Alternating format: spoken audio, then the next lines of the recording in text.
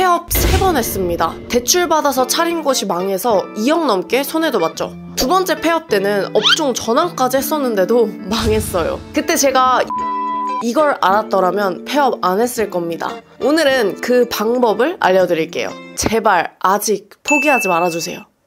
제가 부동산 할 때 일인데요. 제가 부동산을 강남에서도 크게 한번 했었고요. 서울 왼쪽 강서구 화곡동에서도 했었고, 심지어 서울 위쪽 강북구 수유동에서까지도 했었어요. 이때 제가 몰랐던 게 부동산이란 업종이 오픈빨이라는 게 없다는 거였어요. 아니 오히려 새로 생긴 곳들을 별로 안 좋아해요. 그 전에 이자카야 할 때는 새로 생겼다고 하면 와서 먹어보는 사람들도 있었고, 학원도 오픈했다고 하면 근처 학부모님들이 와서 상담받고 가기도 했었거든요. 그래서 부동산도 당연히 차려놓으면 일단 손님들이 한두 번은 올 줄 알았죠. 근데 부동산은 다르더라고요. 뭐 지금 생각해보면 당연한 게, 사실 어떤 부동산이 새로 생겼다고 해서 갑자기 내가 이사를 간다거나 그런 건 아니니까 오는 사람이 없는 게 당연한 거죠. 그리고 실제 이사할 사람도 새로 생긴 곳은 사실 매물이 없을까봐 잘 안 오고요. 매물 가지고 있는 분들은 또 기존 거래처에만 내놔요. 그래서 인테리어 다 끝나고 오픈 짠! 했는데 아무도 없었어요. 이때는 이게 뭐지? 나 완전 당황스러웠죠. 뭐 손님이 미친듯이 올 거라는 기대까지는 아니었지만, 그래도 역 바로 옆이니까 사람이 지나가다는 오겠거니 했거든요. 이렇게 멘탈이 나간 상태로 마케팅을 하려니까 마음이 너무 조급해지고 뭐부터 해야 할지 모르겠더라고요. 그때부터 제가 다리 떠는 습관이 생겼다니까요. 이때 뭐 생각할 겨를도 없었어요. 매달 월세 나가고 있는데 뭔 생각을 해요. 그냥 미친듯이 한 게 알리는 거였죠. 부동산은 심지어 매물이 있어야 뭐 알리든 말든 하잖아요. 그래서 출근하면 직원들이랑 다 같이 매물만 주구장창 구하러 다녔어요. 그렇게 힘들게 매물을 찾으면 돌아와서는 늦게까지 블로그 쓰고 카페에도 글 쓰고 이랬죠. 아직도 남아있네요. 아마 제 부동산처럼 아예 오픈빨이라는 게 없는 업종을 막 차린 분들은 마음이 굉장히 급하실 거라고 생각돼요. 예를 들어 인테리어 회사나 병원, 또 병원 중에는 성형외과, 정신과, 산부인과 뭐 이런 것들은 사실 오픈빨이라는 게 그렇게 없을 수 있거든요. 이 외에도 사실 전문직 사무소, 변리사나 변호사, 세무사, 손해사정사, 감정평가사 이런 것들까지 지나가다가 들어오는 로드 손님의 비율이 굉장히 적은 업종들이 있습니다. 보통 이런 경우는 창업 마케팅이라고 해서 아예 상가 계약을 하고 인테리어만 준비하는 게 아니라 마케팅을 준비를 미리 해놔야 되는데, 저는 그걸 몰랐던 거죠. 이때 뭘 해야 하는지 혹시나 이 영상을 보는 분이 그런 상황이라면 좀 이따 말씀을 드릴게요. 그래서 저는 처음에 일단 무조건 많이 오면 잘 될 줄 알았어요. 그리고 실제로 제가 학원 할 때 일인데요. 여기는 제가 실제로 운영했던 60평대 학원이에요. 잘 됐었는데 일정 시점 이후로 매출이 급락하더니 다시 회복이 안 되더라고요. 그때는 마케팅이 뭔지, 이런 걸 해야 하는지 이런 것들도 몰랐던 시절이라 회복도 안 되고 결국 접었습니다. 그리고는 코로나 때 제가 다시 아주 조그마한 공부방을 시작했거든요. 그때부터는 마케팅을 제대로 공부하기 시작했죠. 그리고 알게 된 게 바로 노출, 설득, 재구매, EPR이었어요. 노출, 설득, 재구매, EPR 뭔지 기억하시죠? 노출, 설득, 재구매? 그게 뭐야? 하시면 지금 지난 강의 안 들으신 건데, 안 들으신 분들은 지금부터 복습할 거니까 집중해주세요. 들으신 분들도 한 번 더 들으세요. 이게 이해가 돼야 폐업 직전 정신 차리고 해야 하는 한 가지, 이게 뭔지 이해가 되거든요. 그래서 오늘 걸 제대로 이해하시려면 지금 복습하는 거 제대로 집중해 주셔야 됩니다. 여튼 저는 이 EPR을 알게 되면서 오피스텔 하나에서 순수익이 월 1,500만 원씩 나오기 시작했어요. 저 혼자 했는데도요. 심지어 옛날에는 60평대 학원이었고 다시 차린 공부방은 그냥 오피스텔 하나, 그냥 그거 조그마한 거 얻어서 한 거였거든요. 근데 순수익 차이가 훨씬 많이 났더라는 거죠. 노출, 설득, 재구매, EPR을 해야 매출이 오르는데요. 문제는 이 노출, 설득, 재구매를 하기 전에 먼저 해야 할 게 있어요. 바로 캐파를 아는 거죠. 이 캐파를 알기 위해선 또 전환율이라는 걸 알아야 돼요. 아이고, 모르는 말 너무 많이 갑자기 나오죠? 아마 지금 처음 들으시는 분들은 노출, 설득, 재구매, EPR, 캐파, 전환 다 모르는 말이실 텐데요. 괜찮습니다. 지금부터 다시 다 알려드릴 거예요.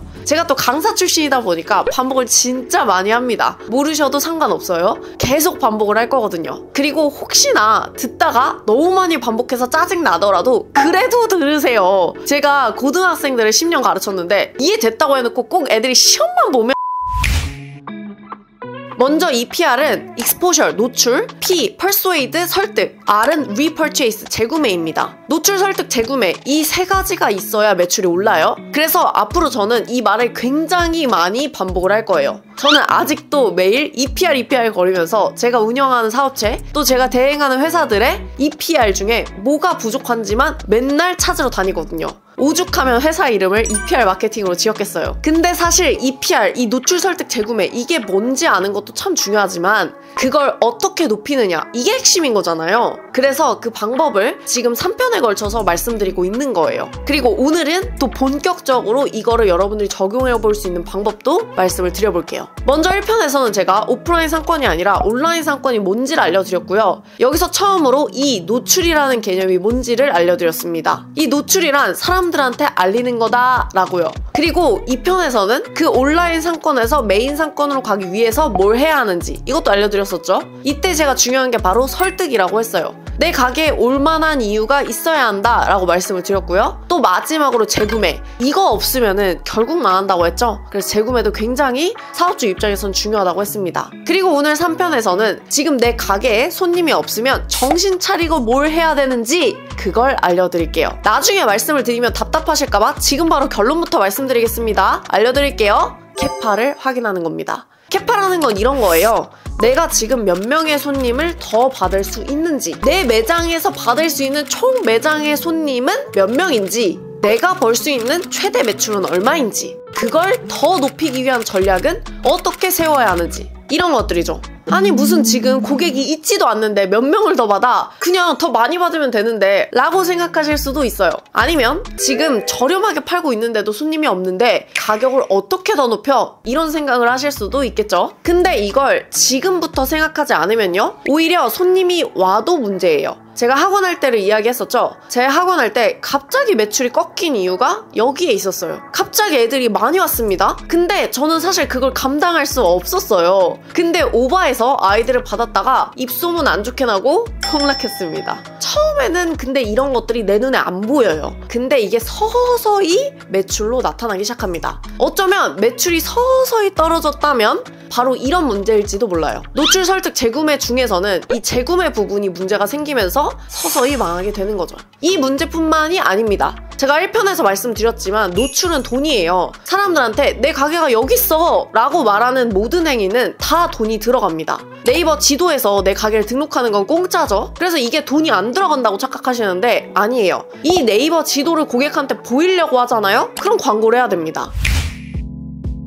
돈이 들어가죠. 아예 실질적인 예를 들어볼게요. 네이버 플레이스 광고를 한다고 했을 때 내 광고를 100명이 클릭할 때마다 실제 방문은 1명씩 한다고 해볼게요. 업종마다 다르지만 한 업체의 예를 들어보겠습니다. 여기는 실제로 저희가 대행하는 곳인데 고객 한 명이 이 광고를 클릭하는데 978원 정도가 나가고 있어요. 그러니까 한 명당 돈을 978원 정도를 지출하고 있는 거죠. 대략 그냥 한 명이 광고 클릭할 때마다 1,000원이 들어간다 이렇게 생각해 볼게요. 그러면 100명이 클릭하면 광고비로 얼마가 들어가는 거죠? 10만 원이 나갑니다. 여기서 손님 한 명이 왔다고 해볼게요. 그럼 여기서부터는 손님 한 명이 왔을 때 얼마 남는지가 굉장히 중요해지겠죠. 만약 손님이 한 명 왔을 때 마진이 10만 원 남는다고 해볼게요. 그럼 순수익은 얼마죠? 0원입니다. 근데 만약 내가 순수익 5만원씩 남는 구조인데 100명이 클릭했지만 딱 한 명만 왔어요? 그러면 오히려 손님이 올 때마다 어때요? 5만원씩 손해를 보게 되는 겁니다. 심지어 클릭한 100명 중에 실제로 한 명도 안 왔다 이러면 어떻죠? 마이너스 10만원이에요. 내 가게를 알리느라 돈은 나갔지만 손해를 보는 거죠. 물론 이게 당장 안 오고 나중에 올 수도 있습니다. 이걸 보통 우리가 전환 기간 이렇게 표현을 하는데 이 기간도 고려를 해서 비용을 써야겠죠. 이런 거를 근데 모르고 일단 그냥 마케팅을 하면 돈을 썼는데 일을 했는데 못 벌게 되고 이런 게 몇 번 쌓이면 당연히 폐업 수순까지 가게 됩니다. 저처럼요. 이번엔 단가를 높여볼게요. 제가 방금 예시를 5만원, 10만원씩 들었는데 실제로 마케팅 방법마다 또 업종마다 이런 광고 비용의 단가가 다 다릅니다. 그러니까 고객이 한 명 왔을 때 100만원씩, 200만원씩 남는 업종은 10만원? 이거 얼마 안 하네. 많이 하면 되겠네. 하실 수 있는데 그게 아니에요. 고객 한 명당 100만원, 200만원씩 남는 업종은요. 고객 한 명이 내 광고를 클릭할 때마다 들어가는 비용이 훨씬 늘어납니다. 왜냐면 모든 광고는요. 경매 시스템이거든요. 한 명이 볼 때마다 1,000원이라는 게 고정값이 아니고 업종별로 한 명당 보는 이 금액이 다 다르다는 거죠. 하나 제가 더 예시를 보여드릴게요. 이건 또 다른 업종의 구글 광고예요. 전원당 비용이라고 나오는 게 고객이 한 명 클릭했을 때 비용을 말을 하는 건데 이게 2,900원, 2,400원, 1,400원 되게 다양하게 있습니다. 그러니까 어떻게 광고를 돌리냐, 또 어떤 영상이나 사진으로 광고하냐, 또 어떤 업종이냐에 따라서 이런 여러 요소들이 고객 한 명의 비용을 달라지게 만들어요. 아마 여기까지는 지금 이해가 안 되실 수도 있는데요. 괜찮습니다. 지금은 이것까지 다 이해 못 하셔도 돼요. 어차피 제가 앞으로 하나하나 알려드릴 거거든요. 일단 지금은 하나만 기억을 해주세요. 아까 제가 처음에 뭐라고 했었죠? 노출은 돈이다.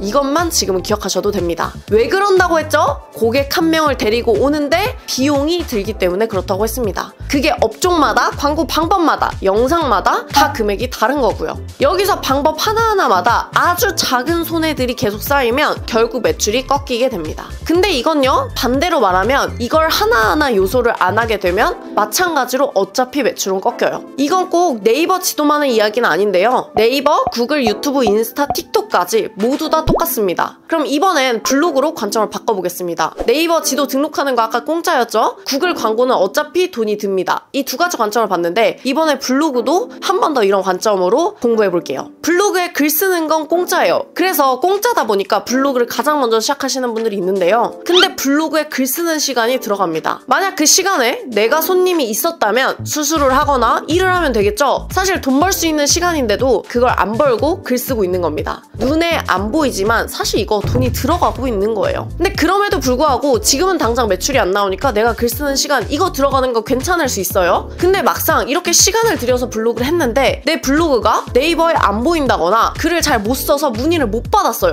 그럼 어떻게 해야 되죠? 또 맡기게 됩니다. 이것도 어떻게 되는 거예요? 그럼 그 뒤로부터 또 돈이 들어가는 거예요. 시간을 썼는데 그 뒤로 또 돈까지 들어가는 거죠. 다른 것도 다 똑같아요. 유튜브, 인스타, 틱톡, 심지어 바이럴이라고 불리는 네이버 카페 아니면 어플 광고 이런 것들까지 모두 다 내 가게에 알리려면 돈이 필요하거나 혹은 돈을 벌 수 있는 일 대신 시간을 투자해야 됩니다. 그리고 대부분은 이거를 스스로 하기가 어렵기 때문에 저 같은 대행사한테 맡기는데 또 돈이 들어가죠. 그래서 결국에 이 모든 걸 한마디로 말하자면 노출은 돈인 거죠. 그래서 노출을 할 때 마케팅을 시작하기 전에 먼저 캐파를 확인해야 한다. 이렇게 말씀을 드리는 거예요. 안 하면 쓸데없는 돈을 쓰게 됩니다. 내 가게에 올 고객도 아닌데 그 사람한테 돈을 쓴다거나 이거 돈 날리는 거죠. 혹은 돈을 써서 고객이 오긴 왔어요. 근데 돈이 안 되는 것만 결제한다거나 그럼 솔직히 짜증나죠. 심지어는 돈과 시간까지 다 썼는데 고객이 안 와요. 그럼 진짜 미쳐버리는 상황이 오는 겁니다.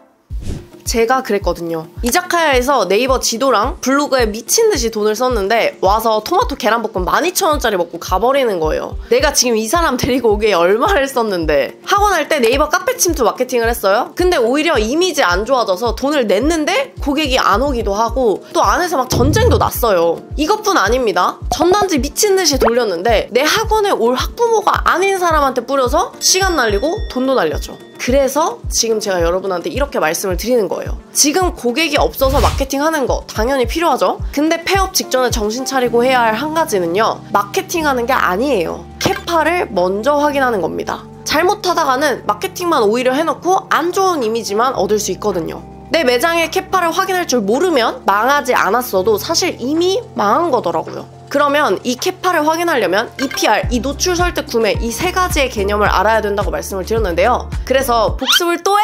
쉽겠지만 한 번만 더 할게요. 이 영상을 보는 분 단 한 명이라도 모르면 안 되기 때문에 하겠습니다. 갑니다.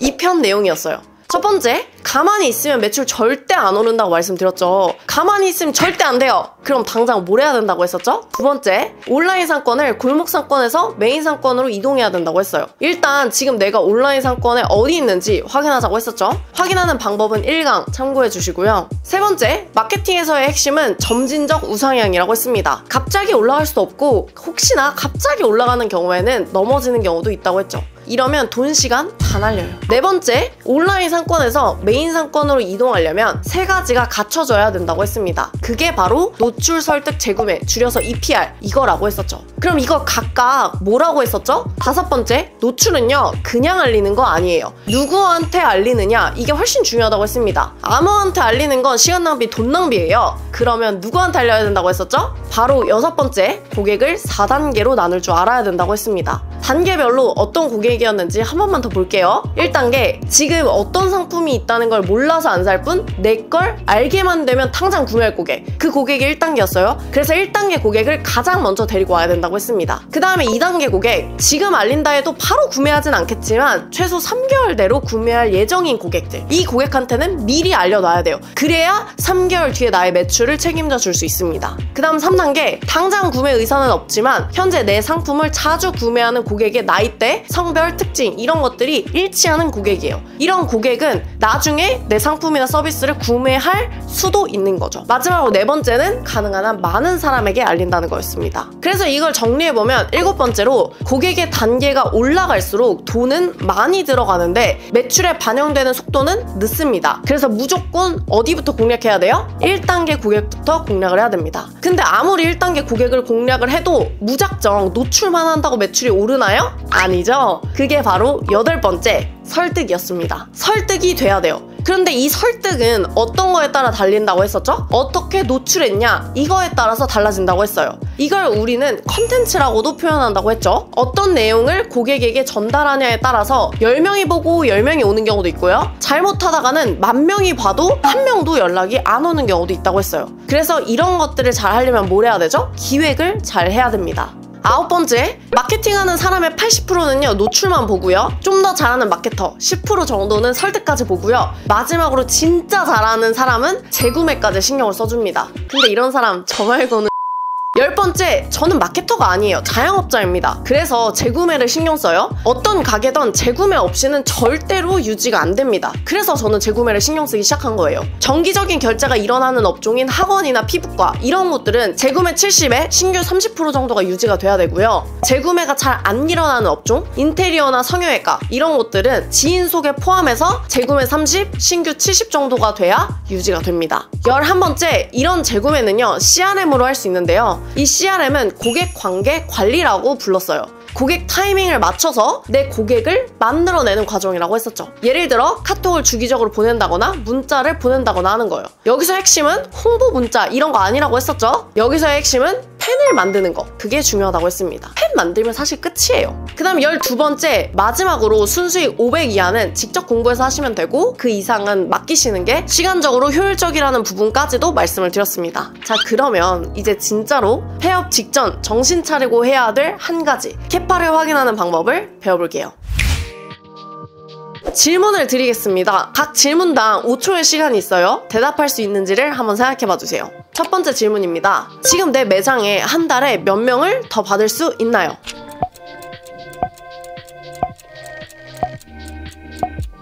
두 번째, 그 고객들을 만나기 위해 한 달에 몇 명의 고객과 상담을 해야 되나요?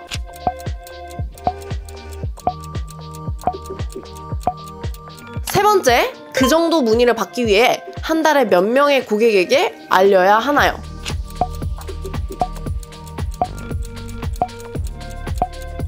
이 세 가지 질문에 대해 답을 못 하셨다면 지금부터는 정신 차리고 이것부터 해야 됩니다. 이게 바로 캐파를 확인하는 질문이거든요. 조금 더 보충해서 제가 설명을 드릴게요. 캐파를 확인하기 위해서 알아야 할 개념 중에는 전환율이라는 것이 있습니다. 이 전환율이라는 게 뭐냐면 마케팅에서 홈페이지를 방문한 사람 중에서 실제 구매한 사람의 비율을 말하는 건데요. 이건 여러 방면으로도 활용될 수가 있어요. 예를 들어 내가 광고를 했다면 그 광고를 보고 몇 명이 문의를 왔는지, 이런 건 광고 전환율이라고 부를 수 있고요. 또 상담을 했는데 상담한 사람 중에서 몇 명이 구매하고 갔냐, 이런 걸 계산한다면 이런 건 상담 전환율, 이렇게도 부를 수 있죠. 캐파를 확인하려면 바로 이 전환율을 알아야 합니다. 이걸 알아야 한 달에 몇 명의 고객이 필요한지 알게 되고요. 그걸 알아야 마케팅에 얼마의 돈과 시간이 쏟을 건지 계산이 되거든요. 이걸 계산하기 위해서 아까 세 가지 질문을 드린 거예요. 제가 드린 질문을 보면 두 번째 질문에서 그 고객들을 만나기 위해 한 달에 몇 명의 고객과 상담을 해야 하나요? 하나요? 이런 질문이 있었죠? 이건 바로 상담 전환율을 물어본 거고요. 세 번째로 그 정도 문의를 받기 위해서 한 달에 몇 명의 고객에게 알려야 하나요? 하는 거는 마케팅 전환율에 관련해서 여쭤본 거예요.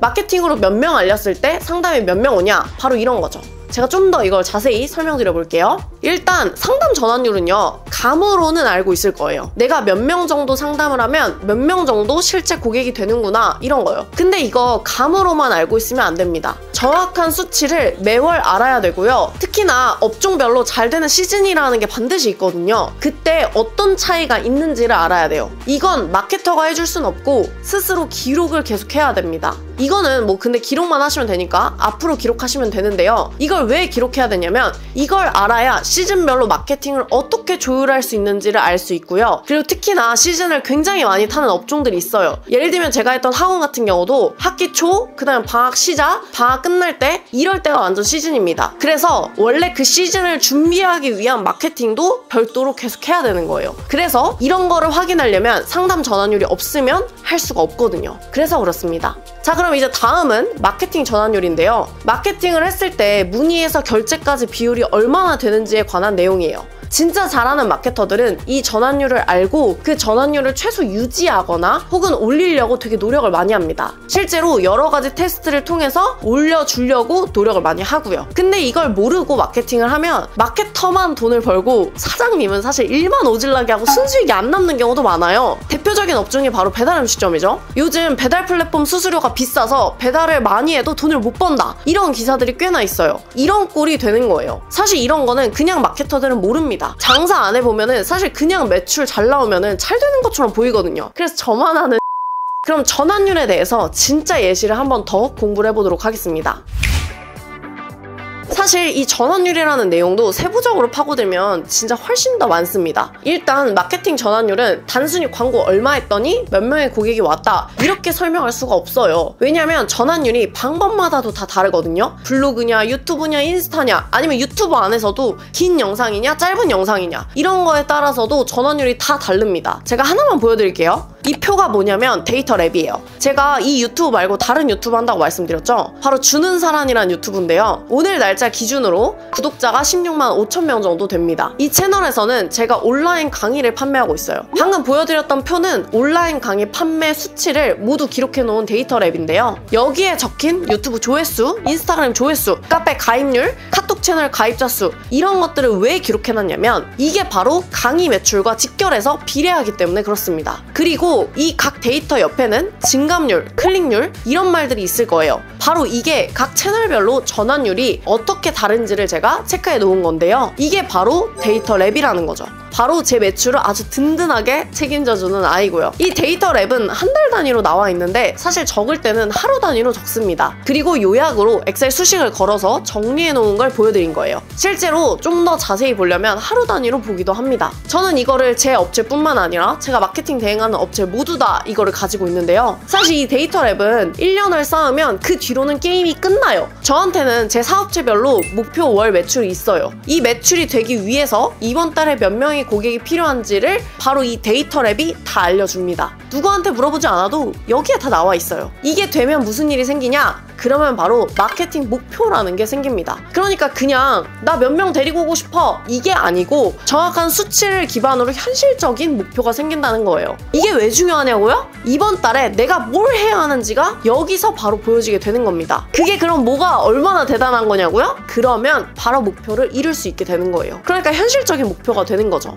그러니까 그냥 뜬구름 잡는 것처럼 저 그냥 당장 다음 달에 매출 2배 올려주세요, 이런 말이 불가능하다는 겁니다. 그래서 제가 항상 저의 목표는 뭐라고 했었죠? 점진적 우상향, 이런 단어를 쓴 거예요. 그러니까 이 데이터 랩은 목표 매출을 매달 달성할 수 있게 하는 거죠. 미치지 않았나요? 더 자세히 한번 보여드릴게요. 이건 바로 제 목표 매출을 위해 유튜브 기준으로 조회수가 얼마나 나와야 하는지, 그리고 전환율이 얼마나 나와야 하는지 그 평균을 정리해 놓은 거예요. 유튜브 말고도 인스타그램 조회수, 카페 가입자 수도 다 이 목표치를 달성하기 위해서 저는 행동을 합니다. 예를 들어 볼게요. 제가 유튜브에 한 달에 평균적으로 8개 정도의 영상을 올립니다. 근데 만약 그랬는데 제가 목표하는 조회수가 안 나왔다? 그러면 쇼츠 더 찍거나 해서 그 수치를 맞춥니다. 근데 또 이게 아무리 노력해도 유튜브에서 안 나올 수도 있죠. 그러면 인스타그램에 더 올려서 인스타 조회수로 유튜브 조회수를 보완할 수 있도록도 하고 있어요. 이런 식으로 캐파를 확인해서 전환율을 측정하고 데이터랩이 완성이 되면 그 뒤로는 데이터랩이 다 알려줍니다. 평균적으로 수치가 어느 정도 나와야 매출이 얼마가 나올지를요.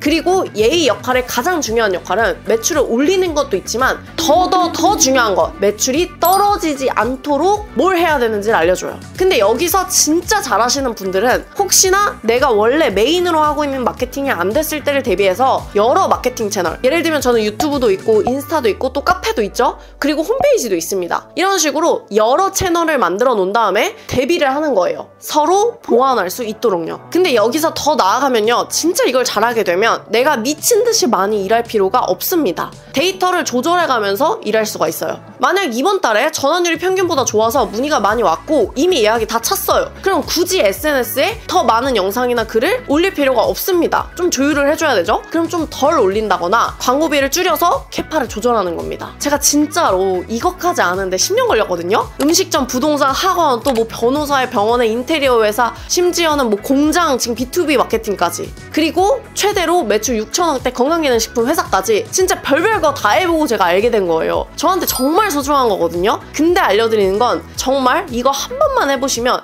진짜 제가 괜찮은 사람이라는 걸 알게 될 수밖에. 저는 원래 좀 불안도가 높은 사람이라 매출이 잘 나와도 불안했어요. 다음 달에 안 나올까봐. 또 매출이 안 나오잖아요? 그러면 더 미친듯이 불안하죠. 아, 어떡하지? 나 이거 직원 월급 어떻게 주지? 뭐 이런 생각 들잖아요. 근데 이 데이터랩이 완성된 이후로는 자유로워졌습니다. 진짜 한 번만 직접 해보세요. 저는 제 일이니까 업종별로 이런 걸 하는 거고요. 사장님, 대표님, 원장님들은 따로 해주시는 사람이 없잖아요. 그럼 내가 해야죠. 고객이 올 때까지 기다리면 안 됩니다. 지금부터 이걸 확인해야 돼요. 최소한 이걸 알고 망하더라도 망해야죠. 그러면 나중에 다른 걸 하실 때 자산이 됩니다. 이건 사실 꼭 차려놓고 고객 안 온다 이런 분들의 이야기만은 아니에요. 지금 창업하려는 분들도 창업 전에 이 데이터랩을 어떻게 만들 건지를 미리 생각하고 처음부터 만들어야 됩니다. 그러면 절대로 안 망할 거예요. 제가 그랬거든요. 그리고 제가 여기까지 들으신 분이라면 할 수 있을 것 같아서 하나만 더 알려드리고 마무리를 할게요. 사실 오늘 내용 중에서 가장 중요한 건데요. 제가 아까 전환율이 SNS별로 다르다고 했잖아요. 전단지를 보고 왔냐? 버스 광고를 보고 왔냐? 유튜브를 보고 왔냐? 이런 거에 따라서 전환율이 다르다 이런 말을 했었어요. 근데 여기서 제가 말하지 않는 한 가지가 있었습니다.